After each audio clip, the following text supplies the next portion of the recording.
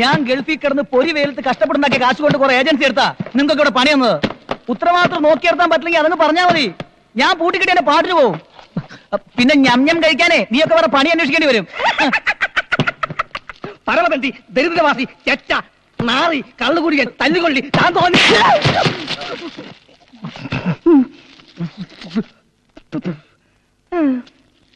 എന്താ ഇത്?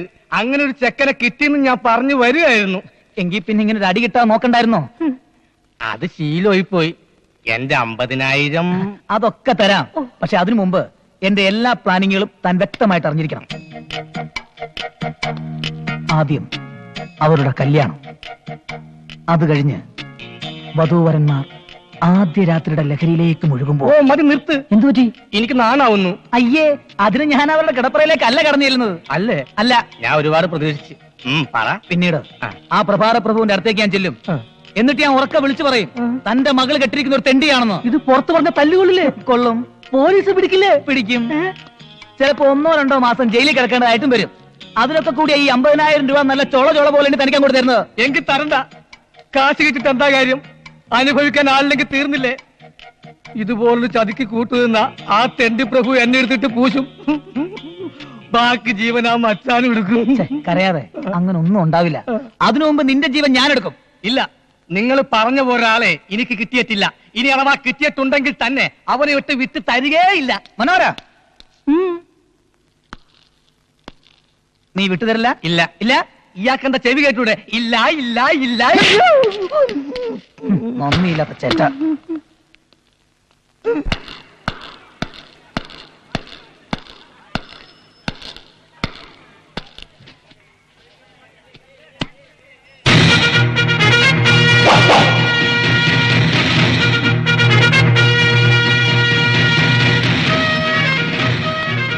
എവിടെ നോക്കിയിരിക്കുന്ന കളി?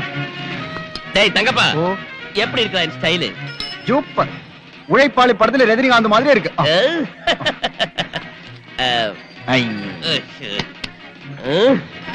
ഉഴൈപ്പാളി അല്ല, ഇരൈപ്പാളി. ചിന്നസ്വാമി, ഒരു ഫിൽട്ടർ വെൽ. എന്താ മച്ചാനെ, ഇത് പണിക്കൊന്നും പോണില്ലേ? കൂലിപ്പണിയൊക്കെ അങ്ങ് നിർത്തി. അലവലാളി. ഇവിടെ കാണും ഒരുപാട് ചരക്കിറക്കാൻ പറ്റുന്ന കടകൾ വല്ലതും വിൽക്കാനുണ്ട്. എന്താ ചിരിക്കുന്നത്? എനിക്ക് വാങ്ങാനാ. എന്താ ലോട്ടറി വല്ലതും അടിച്ചോ? അടിച്ച പോലെ തന്നെ. ഒരു 50 ലക്ഷം രൂപ മുടക്കിയാ ആ കട ഇങ്ങ് വാങ്ങാം. 50 ലക്ഷം?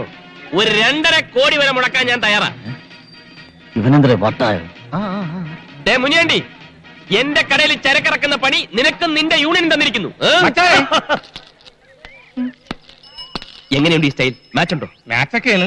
ഇതിട്ടോണ്ട് വേണം എനിക്ക് പെണ്ണ് കാണാൻ പോയാൻ. അതെ, ഒരു ചെറിയ പ്രശ്നമുണ്ട്. ഒന്നും തോന്നേ. അതെ, പ്രശ്നമെന്ന് പറഞ്ഞാ വേറൊരുത്തർ എന്നെ പറഞ്ഞു വെച്ചതാ.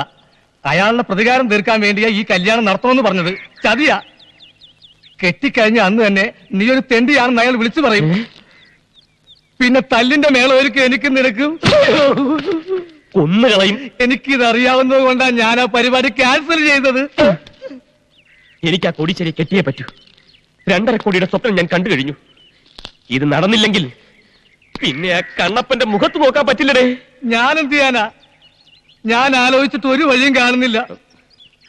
ആലോചിക്കേണ്ട രീതിയിൽ ആലോചിക്ക്. എന്തെങ്കിലും ഒരു വഴി കിട്ടും. ഇവിടെ ഇരി. പാഷ, ഒരു റീത്ത്. റീത്ത എന്തിന്? എല്ലാം പറയാം. മനോഹര, ഇവിടെ ഇരി.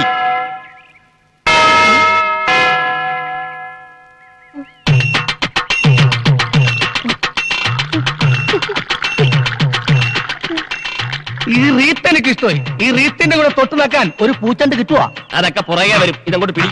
ആ കുടി. എനിക്കൊരു ബുദ്ധി തെളിയുന്നുണ്ട്. ബുദ്ധിയാ? അത് കളാ. അത് ഈ തലയിൽ എങ്ങനെ വരാനാ? ബുദ്ധിയല്ല, കെണി. കെണി. കെണിയാ? ആ കുശാഗിന്റെ ബുദ്ധി. ഞാൻ ആദ്യം പറഞ്ഞ പെണ്ണിനെ നീ കിട്ടുന്നില്ല. പിന്നെ പകരം ഇതേ ബുദ്ധി ഉപയോഗിച്ച് നമ്മൾ തൊട്ടടുത്ത വീട്ടിൽ കയറുന്നു.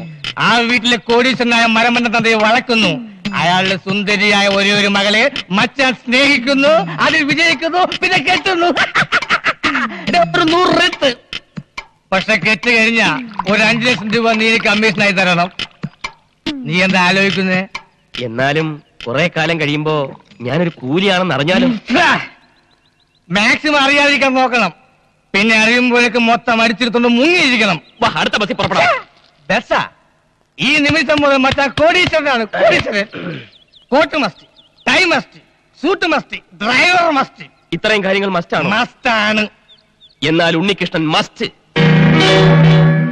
നല്ല മനസ്സോടെ ഡീസന്റ് ആയിട്ട് നടക്കുമ്പോ തല്ല് കിട്ടണ നാടേത്. എന്നോടൊന്നും പറയണ്ട. ഛേ.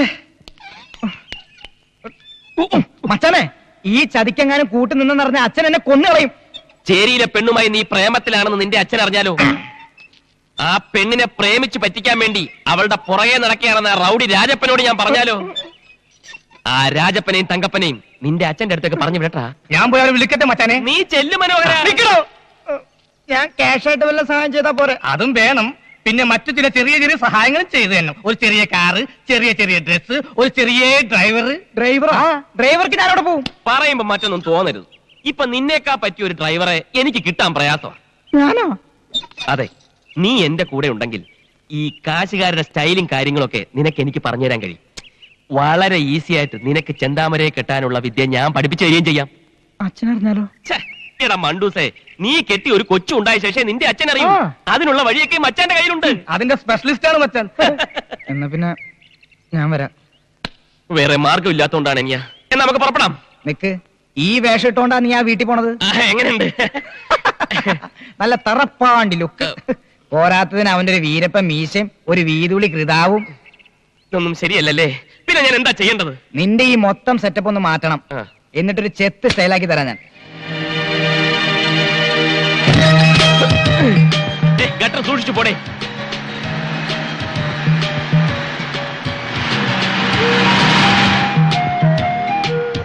വെളിയിൽ നിന്നുള്ള അണ്ടിയുടെ വരവോടെ നമ്മുടെ അണ്ടിക്ക് മാർക്കറ്റില്ലാണ്ടായി പോയി. കച്ചവടമൊക്കെ നഷ്ടത്തിലാണ്. കൂടുതൽ ആളുകൾ പണി ചെയ്യുന്ന സ്ഥലം ഇതാണോ? ആ, പിന്നെ കാണാം. സ്ഫോടനം അപകടമല്ല.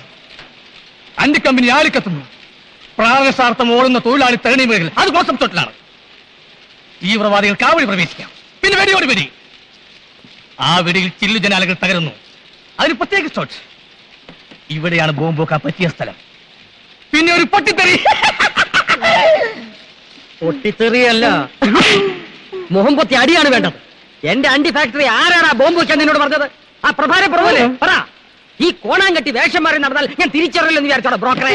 ഞാൻ ബ്രോക്കറല്ല, PA ആണ്. PA എന്ന് വെച്ചാൽ പാഴാണ്ടി എന്നാണ് അർത്ഥം. അല്ല, വലിയ വലിയ കോടീശ്വരന്മാരുടെ കൂടെ നടക്കുന്ന ചിങ്കരി എന്നാണ് അർത്ഥം. ഈ നാട്ടിൽ ഞാനല്ലാതെ വേറെ ആരാടാ കോടീശ്വരൻ? അയക്കെന്തിനാണ് ഇവിടെ പണി? സിനിമ പിടിക്കുന്ന പണി. അയ്യോ, അയാളിപ്പോ എവിടെയാണ്? പുതിയൊരു ദൂരദർശൻ തുടങ്ങാൻ വേണ്ടി വന്നതാ. അപ്പൊ പഴയ ദൂരദർശനൻ സർക്കാരല്ലേ, സാമ്പത്തിക ഞെരുക്കം കാണും.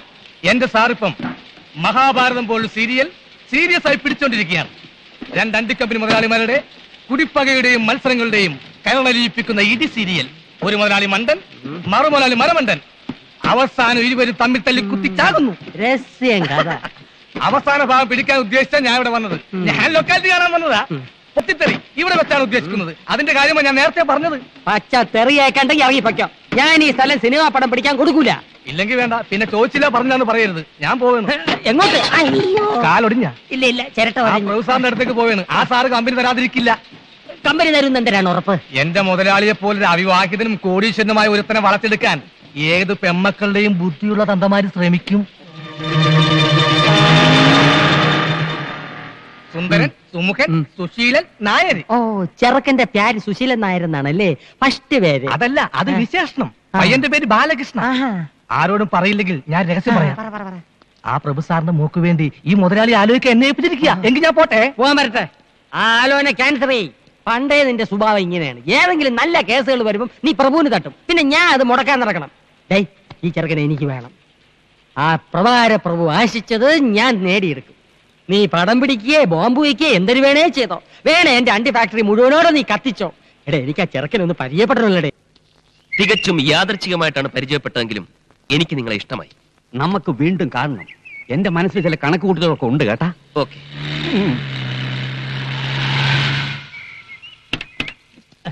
അവൻ മുമ്പേ എത്തി. ഓടുന്ന പട്ടിക്ക് ഒരു മുഴം മുൻപേ.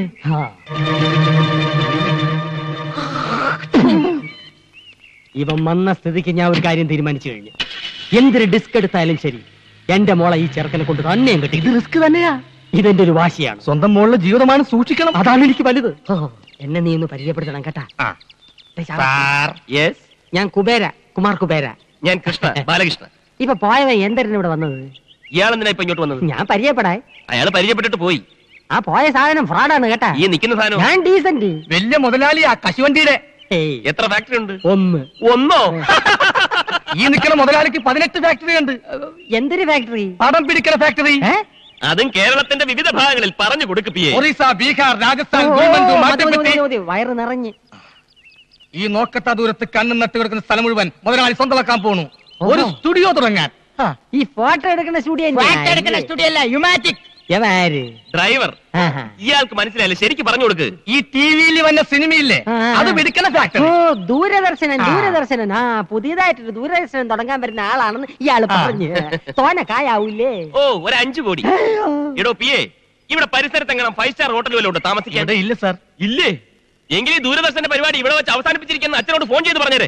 എന്റെ വീട്ടിൽ താമസിക്കാന്ന് പറയണേ. സാർ, സാറിന് വിരോധം ഇല്ലെങ്കിൽ ഈ കുബേർ സാറിന്റെ വീട്ടിൽ താമസിക്കാം. എനിക്കത് ബുദ്ധിമുട്ടാവും. ഇപ്പൊ ഇവിടുന്ന് പോയ ആൾ ഇത് തന്നെയല്ലേ പറഞ്ഞത്? അയ്യോ, അവന്റെ വീട്ടിൽ താമസിക്കരുത്. അവന്റെ ഭാര്യയ്ക്ക് പകർച്ചവ്യാധിയാണ്. നിങ്ങളുടെ ഭാര്യയ്ക്കോ? ഒരു വ്യാധിയില്ല, ക്ലീൻ. ഇനി വരാതെ നോക്കണം.